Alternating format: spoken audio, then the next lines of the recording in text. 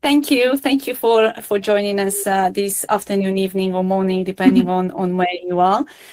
Today we have Janice Neiman and Natalie Bolt from the University of Victoria, and they will be presenting a very interesting paper on redesigning English candidacy. So without further ado, I'm now going to pass on the virtual microphone to to Janice and Natalie. Thank you, Bianca, and hello, everyone. Thank you so much for joining us whenever it is that you're joining us. Like Bianca said, my name is Janice Neiman, and this is my colleague Natalie Bolt, and we'll be talking to you about redesigning the English doctoral candidacy process.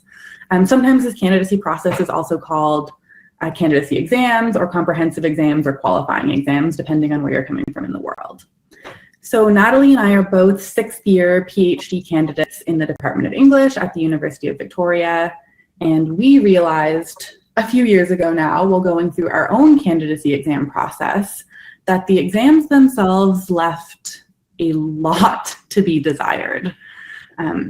For context, our department's current exam format includes both a major field exam to establish your expertise in your general subject area, and a focused field exam, which is intended to help you prepare for your dissertation.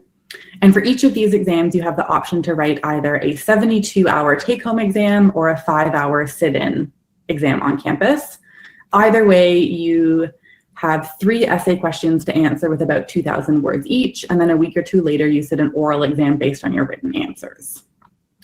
So as it stands right now, as I'm sure if any of you have ever designed an assessment method, you're probably realizing this assessment format does not align at all with what students are supposed to be learning during the candidacy process, nor does it really replicate any realistic conditions under which graduate students or academics are ever asked to write things or really produce knowledge.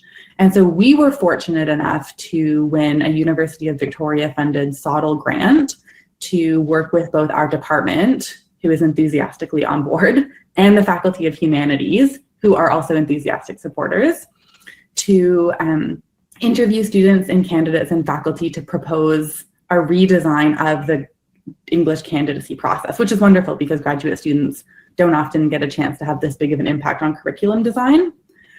So what we'll be doing today is, first of all, start out by asking you all to share some of your own experiences with candidacy, if you had candidacy at your institutions. Lots of UK institutions, at least in the humanities, don't have candidacy exams. And we'll do this for about 5 minutes. And then we'll move on to explain a little bit more about our own project. So we'll go over our methods, our findings from students and from faculty, and then we'll spend a bigger chunk of time talking about our conclusions in terms of new proposed learning outcomes for the candidacy process, our own forward-looking plans for reformatting what these exams or the process will look like, and then discuss the importance of our student-centered approach to the sustainability of ISSOTL research. So jumping right into discussion, and we can just have a lovely intimate discussion, perhaps, if you're comfortable sharing, Bianca. Yeah, I can share my experience of this. I mean, I did my PhD, a long time ago, or it feels a long time ago now. It was in 2009, and I did mine in the UK. So back then you had to write a research proposal, and then you had to attend an interview to obviously explain that research proposal and go through your research questions, methodology, and everything else. So that was the exam, if you want. So you would present that research proposal in front of a panel, and you would answer all the questions that they might have about your approach to research that particular topic. So there would be questions about, why did you choose this topic? What do you think about this research objective or this research question? What methodology are you using and why? What is your sample going to look like? For example, if you were doing interviews or or surveys, you know, you had to talk about the sample, you had to talk about how long do you think that will take, I mean, the data collection process and everything else. So yeah, basically they will take you through every stage of a research project and ask you to explain your decisions and explain exactly what you're going to do for the next 3 years, which is quite difficult to do at the start, isn't it, when you don't even know what the journey is going to look like. So yeah, what parts of that were helpful for your learning, and what parts of it maybe could have been more helpful for your learning? You see, I thought, and at the time, you see, I did a lot of reading around the topic itself. So my PhD was about on participation, so on young people's political participation online, and so I did a lot of research around the topic. Obviously, when I was putting the research proposal together, but also I had to do a lot of reading about how to write a research proposal. You know, writing a research proposal for a PhD is a lot different than writing a research proposal for, I don't know, a small scale project that you have to do as an undergraduate student or even as a postgraduate student at the master's level.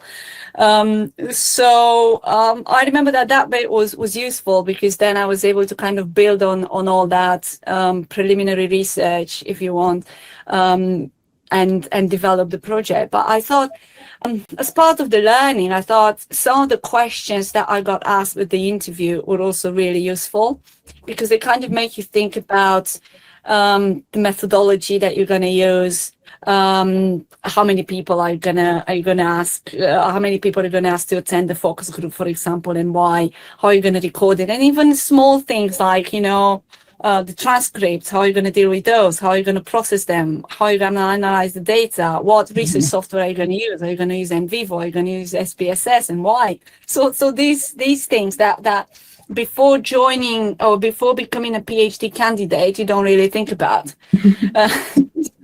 So I think as part of the learning process, if you want, I think some of the questions that I got from the panel had a lot of influence on me, because I reflected on those after the interview, and some of them influenced the research design itself.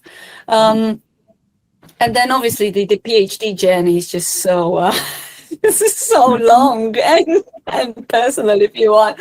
I mean, it's just you start with an idea in mind, and then the final project and the final thesis looks a lot different than what you had in mind at the start, doesn't it?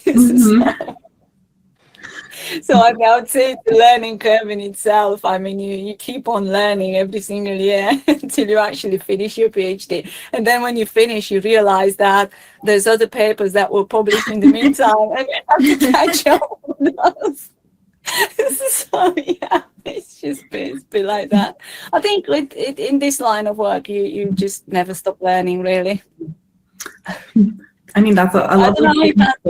I get the sense that at your institution, the exam itself is a little bit different. It is. We have the 2 sets of exams, and then afterward we have a research proposal that we then defend. So it's quite a process. But thank you so much for sharing your experience. How long does it take? So how long does it take? You know, because I should imagine that it's quite bureaucratic. I mean, even deciding on dates or when this should happen and everything else. I think it's supposed to take about a semester of reading and then a semester to kind of complete the exams. I ended up taking just over a year. I failed my first exam the first time I wrote it because I misunderstood what was expected of me. So it takes you a year to actually prepare to become a PhD candidate. Mm-hmm. So we have a year of coursework and then a year of exams, and then we start writing. Okay. That's why we're both in year 6. You passed the exam. So say you've passed the exam. Do you have to take any modules, or do you do any learning that's for that first semester, or do you just go straight into writing? You go straight into writing. So we have all of our PhD coursework first, and then you do your first exam and your second exam, and then your research proposal, and then you go into writing. Oh, that is just so interesting, you see. And in a way, I suppose it kind of helps because there is some training that you do before you actually write your research proposal. So here is the other way around. So you write your research proposal, you go to this interview, and then if you pass, then you become a PhD candidate. So that's when you start doing some training.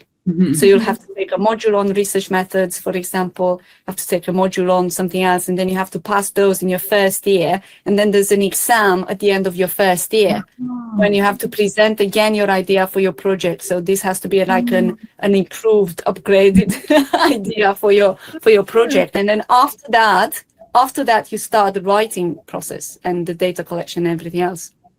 That's so interesting. Yeah. Thank you for different. no problem. That is really interesting. Yeah, hand it over to Natalie now to tell you a little bit more about our project. Yes. Okay. So as Janice mentioned, we're going to be diving into sort of a method section and then a findings section and then a conclusion section. So as far as methods go, ours were not particularly novel. We conducted a series of interviews with both faculty and students, past and present, in which we asked, a series of between like 10 and 11 related questions that were tweaked depending on the group. The questions that we asked were designed to get a sense of sort of both students' experiences of exams and faculty impressions of those experiences. So basically, we wanted to know if those two were lining up. If student experiences were sort of filtering up to faculty accurately. We also wanted to know from faculty what their learning outcomes were for these exams and whether or not those learning outcomes were being communicated to, as well as fulfilled by students. So basically, we came into the project with the impression that candidacy was a psychologically complicated, maybe to put it kindly, experience for PhDs, ourselves included, as Janice mentioned. And we wanted to figure out, A, if that impression would be confirmed by students and faculty, and B, if confirmed, we wanted to know where the stress and anxiety was coming from in order to sort of stem the flow, if we could. Was it due to a mass lack of communication, to vague learning outcomes, to a misalignment between the learning outcomes and the assessment methods, or sort of some combination therein. And so if you want a fuller picture of what those interview questions looked like, you can have a look at our attachment section. They are there for you to take a peek at. And so what we found, though, was really quite interesting. So in a broad sense, our impression, which was based in part, on this anecdotal evidence of ourselves and several close colleagues in the program, along with, of course, a growing body of scholarship on candidacy, was basically confirmed through our student interviews. So though the examination process as it currently exists clearly worked for a select few students, virtually everyone we interviewed had experienced anxiety in relation to candidacy. For some, that anxiety was really manageable and more or less limited to the timed writing component that are part of our exams. For others, the anxiety was overwhelming and permeated their entire reading and writing experience. Even a couple of the participants who did well or even excelled on their candidacy exams experienced lengthy periods of burnouts afterward and didn't work for several months. And actually, regardless of whether or not students struggled, did well, or excelled on those exams, most noted some kind of disconnect between the purported learning outcomes and the assessment method, usually through their acknowledgement that this particular genre, a combination of sort of synthesis and timed writing, was one that they had not and or would not be asked to write again in their careers as academics or otherwise. Several also suggested that there seemed to be several unstated but sort of implicit learning outcomes or purposes, at least one of which was a sort of test of nerves. So one student, for example, deemed the exams a ritual trial by fire. And so here, just before I turn things over to Janice, who's going to summarize our findings from our faculty interviews, it's worth maybe noting that our data set, so we got interviews with about 12 students, is notably limited to those students who ultimately passed their exams. No one who failed out or chose to leave the program during candidacy responded to our request to be interviewed. And we were prohibited from following up with individuals because of ethics, obviously. We also heard from proportionately fewer students of color. So as we're interpreting these findings, we're also thinking about the points of view of the members and former members of our community that went undocumented, especially those that might be disproportionately vulnerable or affected. So as Natalie mentioned, our suspicions were confirmed by these interviews, and we found that interviewing faculty as well. So we heard from 17 faculty members, which is excellent. Faculty were surprisingly willing to talk to us, which is maybe a testament to the really wonderful people who work in our department. And one of the things we learned was that there is just a general lack of consistency between what faculty expect from students during the exams, from what faculty think the purposes of these exams are, even within sort of groups that often work together on committees. Faculty spoke about openly disagreeing with other faculty members and had really different methods for preparing students for exams and really expected different things that sometimes aligned with the vague learning outcomes in our graduate handbook and sometimes did not. So some areas where we saw a bit of consistency across faculty, some of whom are really experienced supervisors and some of whom had supervised only 1 or 2 students through candidacy, were that faculty expected students to come out of candidacy with the sort of depth and breadth of knowledge needed to write a dissertation and also needed to teach an undergraduate course. Faculty were almost universally enthusiastic about giving students the chance to read. So having a number of months where students are funded to read and not expected to do anything else, which is sort of a once in a lifetime, at least once in an academic lifetime until you get sabbatical opportunity.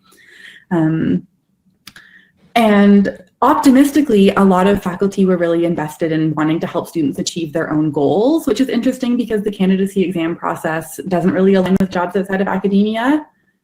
Less optimistically, and speaking back to some of these implicit or unwritten learning outcomes that students noted, faculty were quite explicit, some of them, about candidacy exams being a gatekeeping exercise, being a way to kind of get students out of the program who faculty didn't think would be successful in the program. And so one other interesting thing that we learned was that a large contingent of faculty, whatever their stance on exams as gatekeeping exercises turned out to be, questioned the usefulness of exams at all.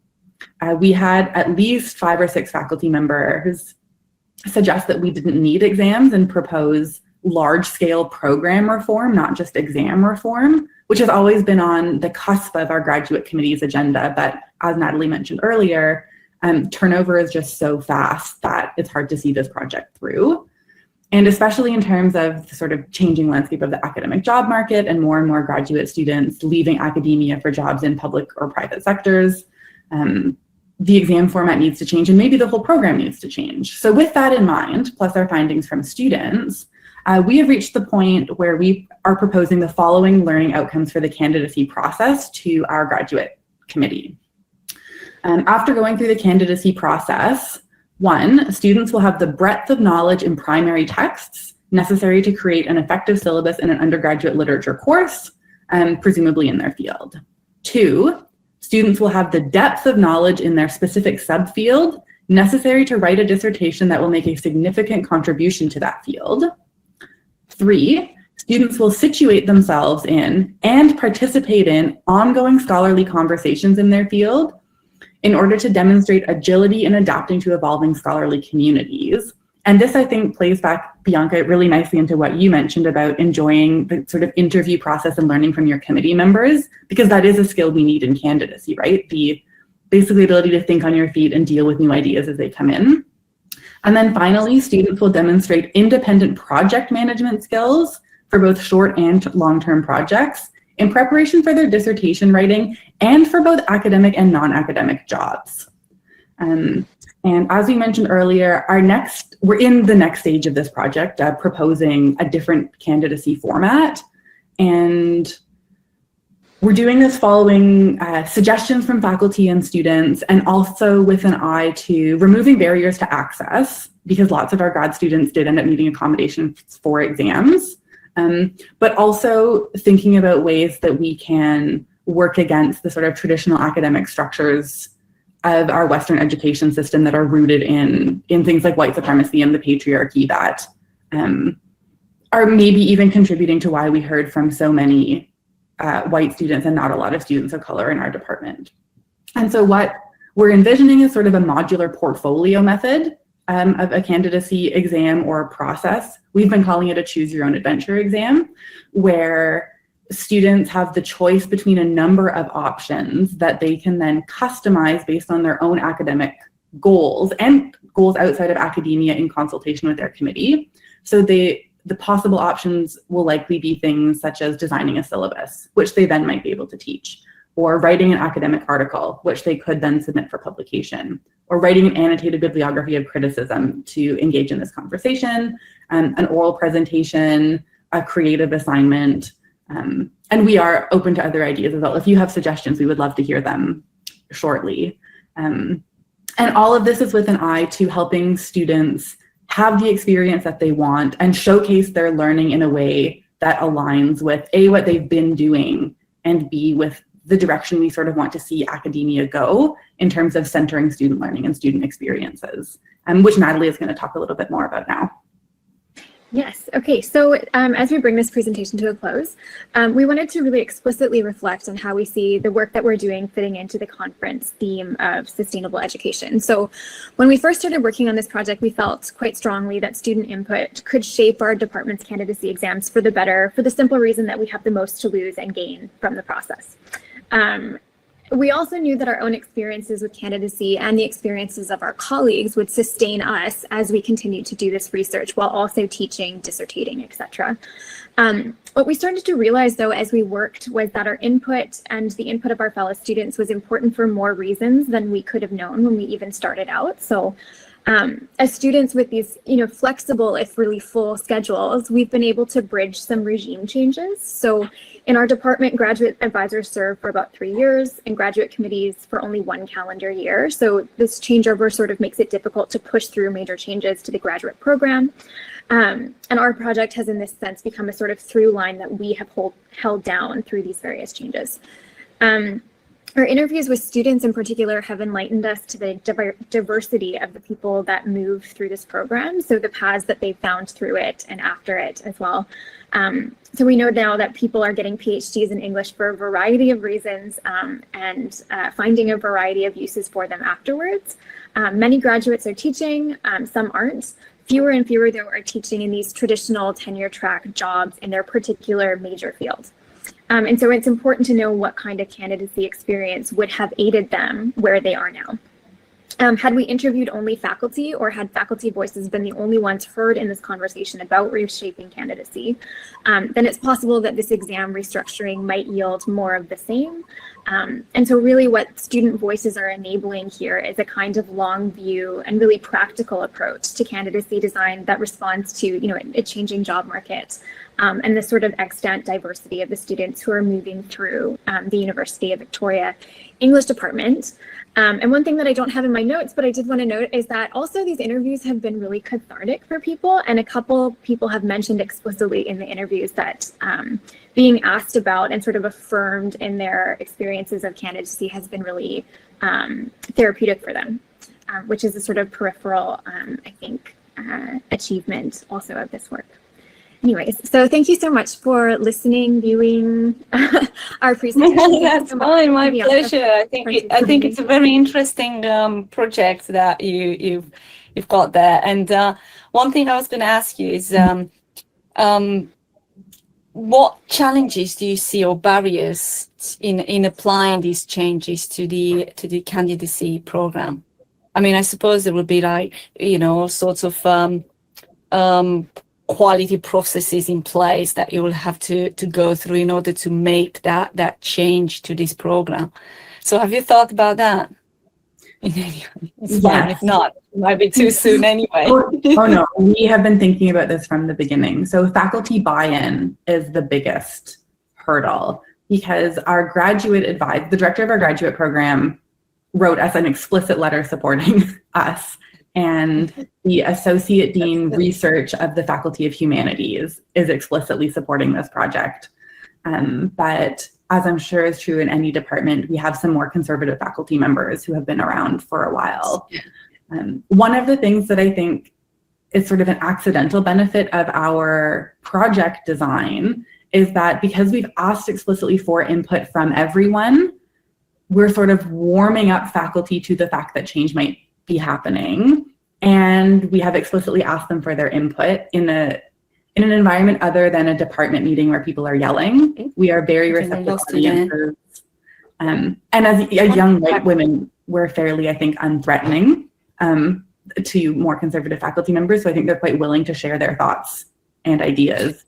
It's a really great idea, though, because by including them, obviously, just make them part of the process. So it's more difficult for them to resist it if they are included in it, isn't it?